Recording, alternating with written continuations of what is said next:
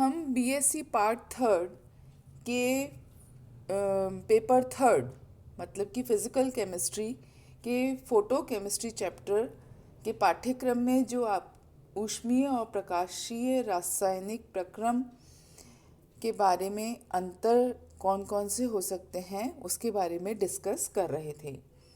तो आपने देखा कि जो ऊष्मीय ऊर्जा के द्वारा जो रिएक्शंस होती हैं उन्हें ऊष्मीय प्रक्रम कहा जाता है या थर्मल रिएक्शन कहा जाता है।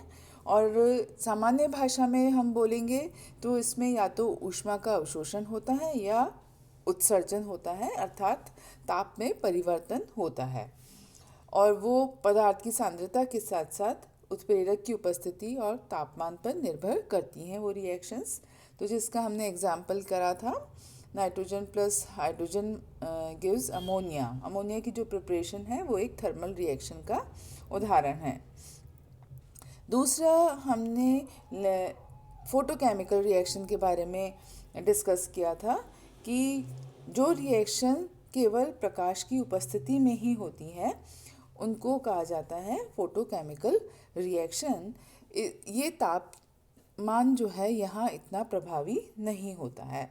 तो जैसे फॉर एग्जांपल फोटोसिंथेसिस का प्रोसेस है जिसमें कि कार्बन डाइऑक्साइड और वाटर जो है in the presence of chlorophyll और सनलाइट की उपस्थिति में ग्लूकोज का निर्माण करते हैं। इसी प्रकार से ओजोनीकरण जो है आपका ऑक्सीजन के 3 अणु जो है in the presence of sunlight ozone formation होती है और ये रिवर्सिबल रिएक्शन है। इसी तरह से मैंने आपको आइसोमराइजेशन का एग्जाम्पल बताया था और पॉलीमराइजेशन के एग्जाम्पल भी हम पहले डिस्कस कर चुके हैं। तो ये जो है इसके कुछ अंतर हमने पहले डिस्कस कर लिए थे।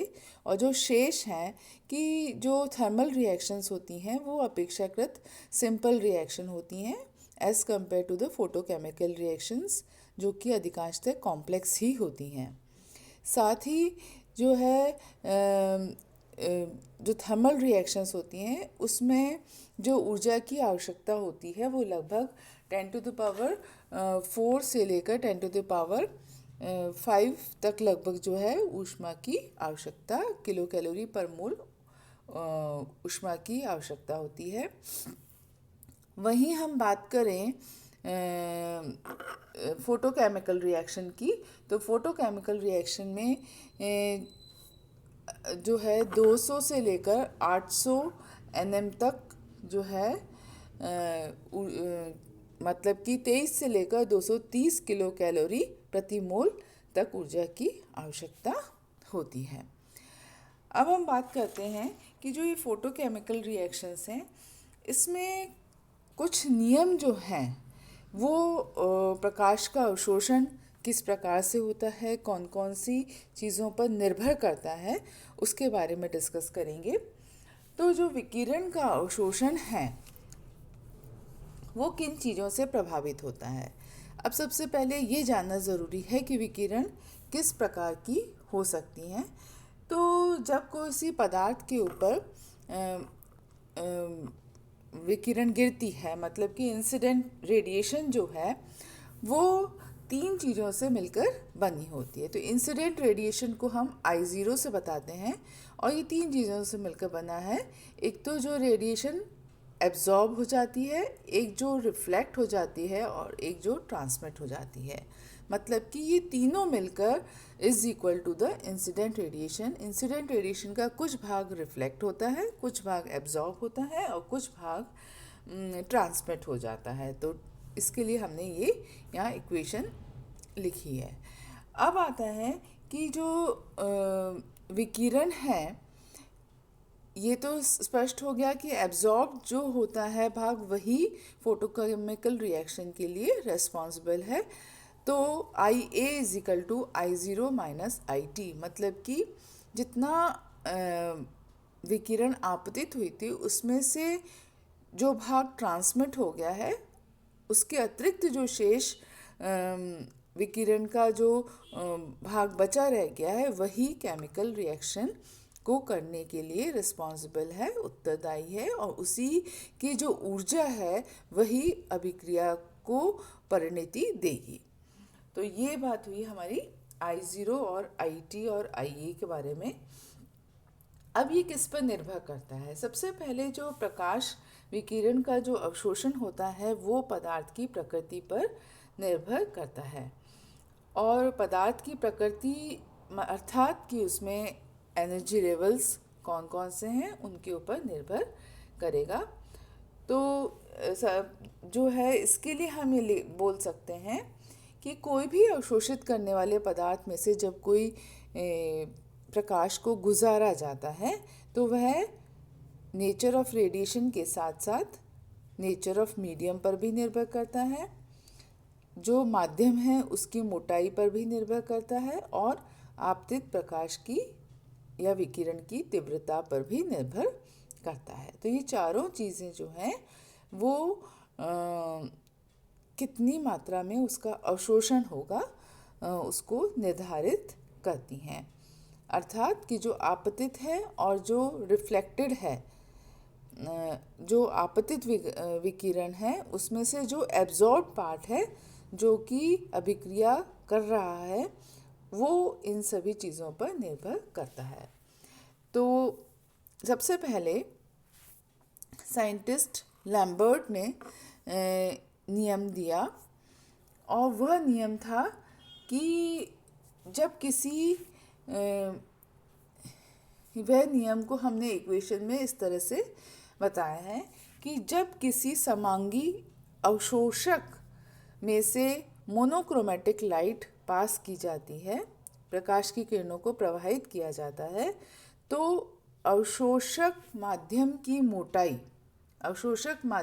मोटाई के साथ विकिरण की तीव्रता में हुई कमी आपतित विकिरण की तीव्रता के समानुपाती होती है। अर्थात यदि हमारी आपतित विकिरण कौन सी है, I है, उसके समानुपाती होती है। dx जो है वो अवशोषक माध्यम की मोटाई को बता रहा है, और चूंकि जैसे जैसे मोटाई बढ़ेगी वैसे वैसे उसकी तीव्रता में कमी आएगी, इसीलिए इसके आगे -I साइन लगाया गया है। di जो है अनंत सूक्ष्म मोटाई dx से गुजरने पर जो तीव्रता में जो कमी होती है वो अनंत सूक्ष्म कमी को बता रहा है। k जो है वो कांस्टेंट है, और इसको जो एब्जॉर्प्शन कोफिशिएंट भी कहा जाता है। तो ये आपको क्लियर हो गया कि जो हमारी इक्वेशन बनी है -di/dx = ki, -di/dx के आगे माइनस का साइन है। तो ये जो क्लियर करने के पश्चात अब मैं आगे बढ़ती हूँ कि जो ये रिएक्शन है वो है -di/i = k dx। k जो है आपका एब्जॉर्प्शन कोफिशिएंट है। अब इसमें हमने एक लिमिट लगाई, इसका मान जैसे x का मान यदि 0 हो, मतलब कि मोटाई का मान 0 से लेकर x तक यदि हो और फिर उसका इंटीग्रेशन किया जाए, ठीक है, ये हमारा जो है ये हम इंटीग्रेशन कर रहे हैं। तो यदि इंटीग्रेशन किया जाए तो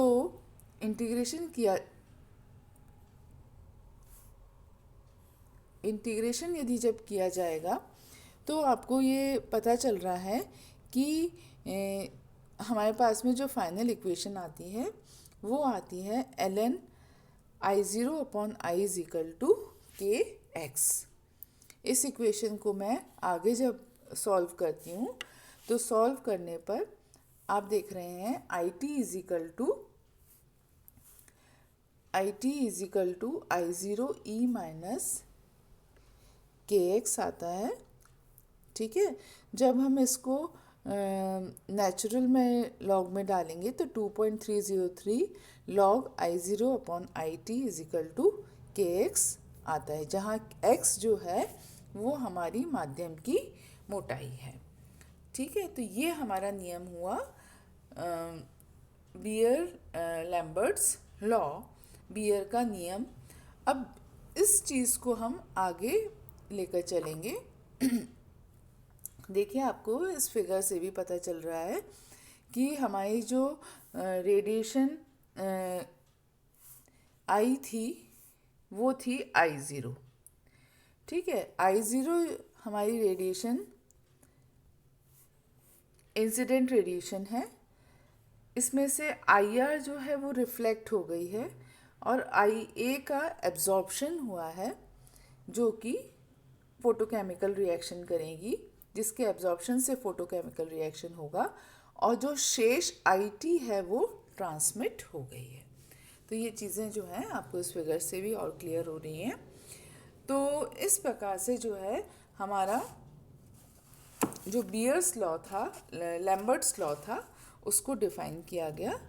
और अब हमारे पास में जो इक्वेशन आई है वो हमारी आई है कि जो किरण पुंज जब किसी अवशोषक पदार्थ में अभिलंब प्रवेश करता है तो अवशोषण किरण पुंज द्वारा तय की गई दूरी के समानुपाती होता है। अर्थात जो ट्रांसमिटेंस है उसका मान किस पर निर्भर कर रहा है? आप देखिए, transmittance T is equal to IT upon I0 के बराबर है। ठीक है, ये T is equal to IT upon I0 के बराबर है। इससे कहा जाता है ट्रांसमिटेंस। अब अपन नेक्स्ट जो है बियर्स लॉ पर आते हैं। बियर्स लॉ क्या है? बियर्स लॉ आपने देखा कि लैम्बर्ट के अनुसार जब कोई प्रकाश आपतित होता है तो उसका अवशोषण परत की मोटाई पर निर्भर करता है। परंतु जब हम लिक्विड की बात करेंगे, जब हम किसी तनु विलयन की बात करेंगे, तो वह आपतित प्रकाश की तीव्रता जो है वो यौगिक की सांद्रता से प्रभावित होगी, मतलब कि उसकी कंसंट्रेशन से प्रभावित होगी। और यही कारण है कि जो विलयन के लिए यह नियम बनाया गया तो वह था A is directly proportional to the concentration of the solution। A जो है अपना एब्जॉर्बेंस है, जिसका मान log I0 अपॉन IT के बराबर होता है, और वो K' के बराबर है। तो ये हमें किसके लिए प्राप्त हुआ है? विलयन के लिए प्राप्त हुआ है।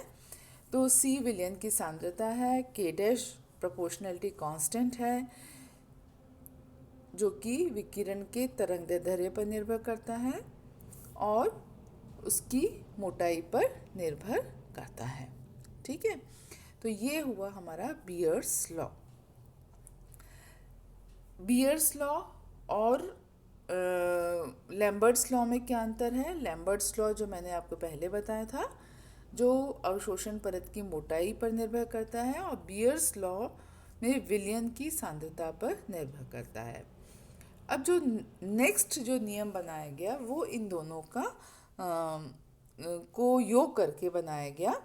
उसके अनुसार था कि जब प्रकाश आपतित होता है तो उसका जो भाग अवशोषित हो जाता है वो भाग पदार्थ प्रकाश द्वारा तय किए गए पथ में उपस्थित अणुओं की संख्या के समानुपाती होता है। तो आपकी इसमें दोनों ही चीज़ें आ गई। अणुओं की संख्या से क्या तात्पर्य है? अणुओं की संख्या मतलब कि कंसंट्रेशन। ठीक है, और अणुओं की संख्या किस पर निर्भर करेगी ये भी आपको पता है कि जैसे जैसे जो है जो कंसंट्रेशन है वो किस पर निर्भर करती है? अणुओं की संख्या पर निर्भर करती है, और जैसे जैसे मोटाई बढ़ेगी वैसे वैसे अणुओं की संख्या भी बढ़ेगी। तो जो बियर लैम्बर्ट्स लॉ है वो इन दोनों का संयुक्त रूप है। ठीक है, तो इस पर जो है जब कोई अवशोषक पदार्थ विलयन है तो वह प्रकाश के पथ में अणुओं की संख्या विलयन की सांद्रता के रूप में होगी, और यदि वो पदार्थ की मोटाई के बराबर होगी तो उसका जो दूसरा गणितीय रूप है वो है A is proportional to C into x, जहाँ C जो है कंसंट्रेशन है और X जो है वो मोटाई है। तो इसके बारे में मैं नेक्स्ट वीडियो में डिस्कस करूँगी कि हम इसे मैथमेटिकली किस प्रकार से बता सकते हैं। आज हम इतना ही करेंगे।